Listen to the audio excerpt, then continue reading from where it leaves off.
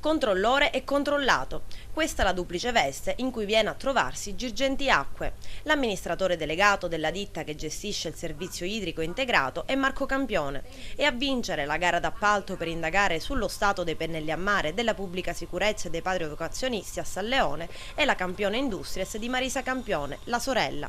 La Girgenti Acque al centro del mirino sarà così potenzialmente scagionata dalla famiglia e, mettendo da parte il sarcasmo, per qualcuno la situazione genera sicuramente un notevole conflitto di interessi. La ditta campione ha partecipato alla gara offrendo un ribasso dei costi del 50% rispetto alle altre due ditte ammesse, ma la commissione, prima di procedere all'affidamento dei lavori, chiederà un parere all'ufficio legale. Tutta la vicenda parte dal comune di Agrigento, che ha chiesto di avviare una propria indagine tecnica per accertare la funzionalità dei pennelli a mare. Così ha invitato le ditte specializzate a presentare un'offerta per eseguire una dettagliata relazione, supportata da una documentazione video e fotografica dei pennelli. Questa è un'azione di controllo del comune nei confronti della Girgenti Acque che gestisce il servizio idrico integrato, ditta che il comune ha più volte diffidato e a cui vorrebbe il sindaco Marco Zambuto, come più volte annunciato, rescindere il contratto per giusta causa e senza pagare alcuna penale.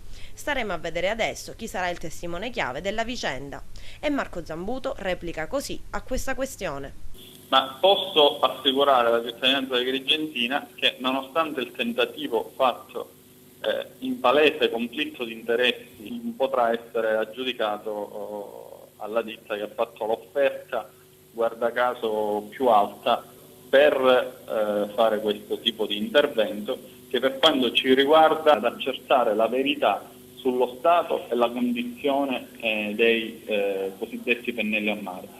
Se c'è qualcuno che ritiene di volere nascondere la verità, ha sbagliato posto, luogo dove poter affermare questo, perché è chiaro che ci siamo noi a vigilare e quindi posso sin da ora assicurare che questa procedura verrà annullata.